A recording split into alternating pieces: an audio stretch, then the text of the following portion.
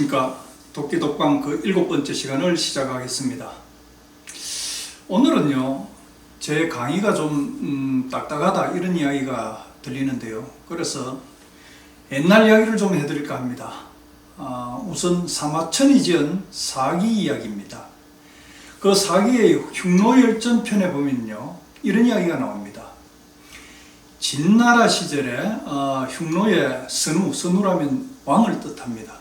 선우 묵돌은 이제 아버지 선우 두만을 죽이고 왕의 자리에 올랐습니다. 당시 이제 이웃 나라에 있던 동호라는 나라는 세력이 매우 강했는데요. 동호의 왕은 묵돌이 아버지를 죽이고 근자에 오른 사실을 알고 사신을 보냅니다. 그리고는 이제 아버지 선우 두만이 살아생전에 타던 천리말을 넘겨달라고 이렇게 요구를 합니다. 말하자면 이제 선우묵돌 요놈이 어떤 놈인가 이제 쿡쿡 한번 찔러보는 거겠죠. 그러자 선우묵돌은 신하들을 불러 모아놓고 어떻게 할지 묻습니다. 이에 신하들은 입을 모아서 선우시여, 천리만은 흉노의 보배로운 말입니다. 절대 내줘서는 안 됩니다라고 했습니다.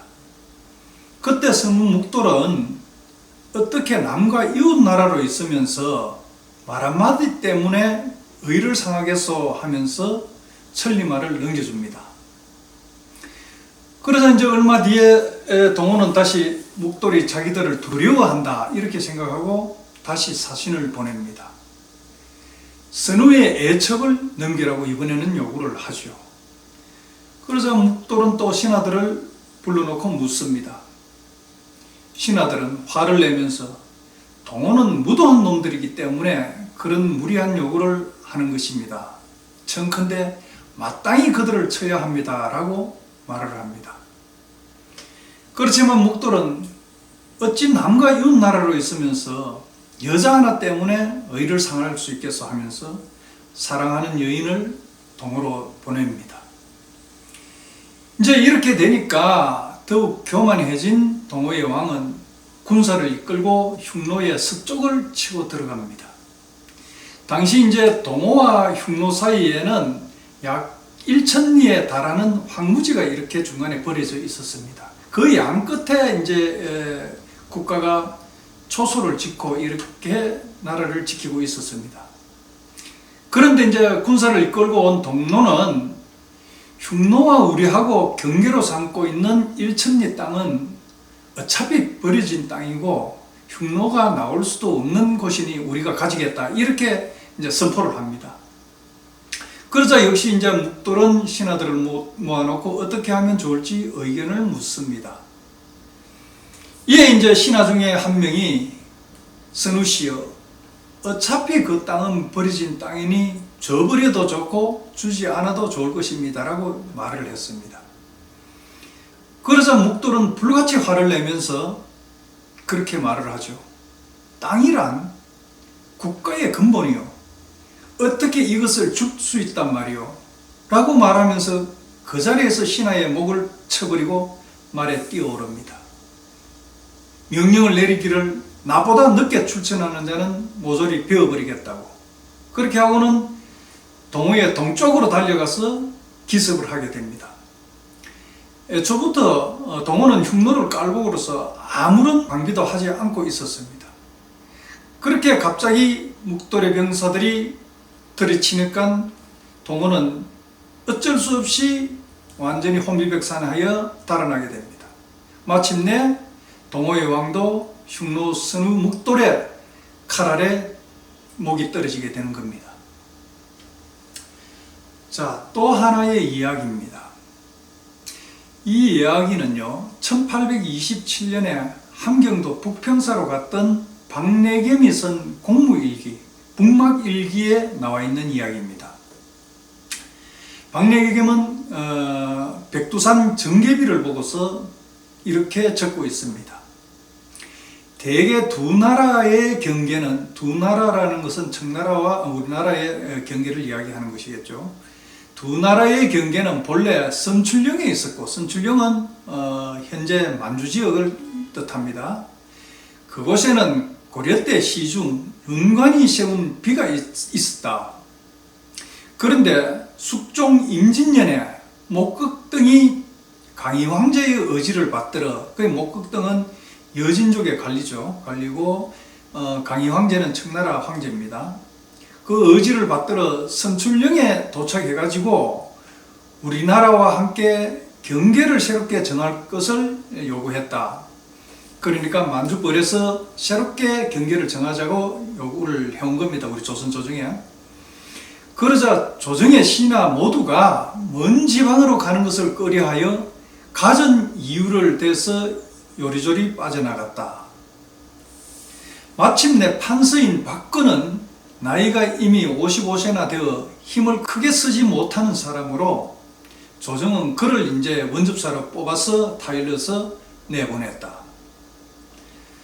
그런 이제 박근이 갑산에 도착해서 노안으로 이제 자리에 들어누워서 더 이상 만주를 향해서 나아가지를 못하게 됩니다. 그러자 이제 목극등은 그럴 사실을 염탐을 해가지고 하루 밤낮을 도와서 말을 700리나 달려서 옵니다.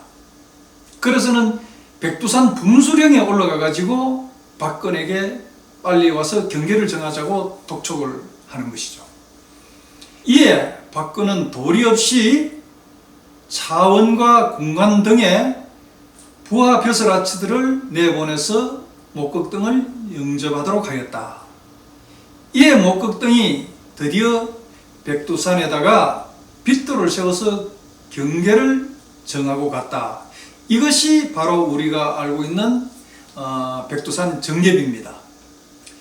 그 이후로부터 분수령 이북과 백두산의 큰 몸물 또한 북호, 북쪽 오랑캐의 땅으로 들어가게 되었다. 그로 인해 우리나라는 앉아서 선출령을 잃었으니 이 어찌 한탄하지 않겠는가 이렇게 적고 있습니다.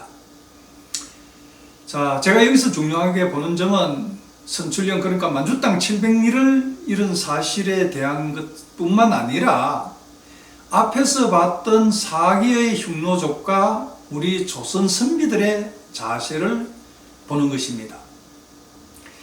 저는요, 동쪽, 그러니까 우리 독도의 방비와 관련해 가지고 늘 생각히는 하나의 구절이 있습니다. 정유재란 때 일본으로 끌려갔던 조선의 선비 강향이 쓴 간양록의 구절입니다. 천하의 화근은 을에 소홀함에서 오는 것이다. 여진족을 방비하기 위해서는 남방사 북방사를 두어 모두 이품에 높은 동록을 대우하는데 호남, 영남 등지의 장수들은 오직 낮은 대우 그대로다. 남쪽을 소홀히 하고 북쪽만 중시하는 것은 이로써 알만하다. 내가 생각하건대 100만의 여진족이 10만의 외조를 당하지 못할 터인데 우리나라에서는 남쪽을 가벼이 여기고 북쪽을 중히 여기면 어떤 까닭인지 모르겠다고 이렇게 적고 있습니다. 옛날에 국방상 폐해를 절실히 느껴가지고 이를 뜯어고치고 한편으로는 민심을 수습하고 국경의 방비를 든든히 하고 또 장수를 택하여 성곽을 뜯어고치고 병기를 보수한다면 나라를 위해서 무엇보다도 다행한 일이 아닐 수 없다. 자, 그 옛날 선비 강항은 간양록에서 이렇게 적고 있습니다. 과연 이 이야기가 과거 그 시대에만 국한된 그런 이야기일까요? 저는 그 시대의 이 말을 현대에 오늘날에 우리에게 비춰봐도 그리 잘못된 말은 아니라는 생각이 듭니다. 우리는 이 시대에 대략 60만 대군이 북쪽을 향해 있습니다. 우리 동쪽 끝 경계 독도에는요, 단 23명의 경찰병력만이 지키고 있습니다. 지금은 어떤지 모르겠습니다만 아마 크게 다르지 않을 겁니다. 제가 있을 당시에 독도에서 확인한 결과 우리 경찰이 가지고 있는 화기는 대부분 개인 화기에 국한됩니다. 그게 동도 끝에 있다는요, 6인치 대포도 이미 고철이 되어서 박물관 가기도 늦은 그런 하나의 상징물에 불과합니다. 과연 우리가 동쪽 끝을 이렇게 헛수리하면 어디에서 나오는 건지 저는 걱정이 되는 것입니다. 임진왜란이 끝나고 나서요, 서해 유성룡은 징비록에서 또 그렇게 적고 있습니다. 외적은 가장 간사하고 교활하다. 그들이 전쟁하는 것은 거의 한 가지 일도 남을 속이려는 꾀에서 나오지 않은 것이 없다. 흔히 일본을 두고 우리는 그렇게 무사의 나라라고 이야기를 합니다. 무사는 뭡니까? 전쟁을 업으로 하여 생명을 부지하는 그런 아주 역설적인 그런 집단이 바로 무사 집단이죠. 전쟁은 뭡니까? 어쨌건 간에 승리를 하는 것이 지상 최고의 과제가 아닌가요? 그러다 보니까 허다히 남을 속이는 것은 다반사죠. 그거는 가장 현명한 방법일지도 모릅니다. 자, 우리는 지금 이 시대에 일본의 평화헌법을 굳게 믿고 있습니다. 지금 평화헌법을 뜯어고치려는 이런 분위기가 아주 팽배해 있습니다. 이때 우리는 독도에 대해서 이렇게 허술히 해도 되는 건지 저는 그것이 걱정스럽고 의심스럽습니다. 여러분들은 어떻게 생각하십니까? 자, 오늘은 여기까지 하겠습니다. 알아야 독도, 모르면 죽도, 도끼독방 전충진이었습니다. 다음 시간에 뵙겠습니다. 감사합니다.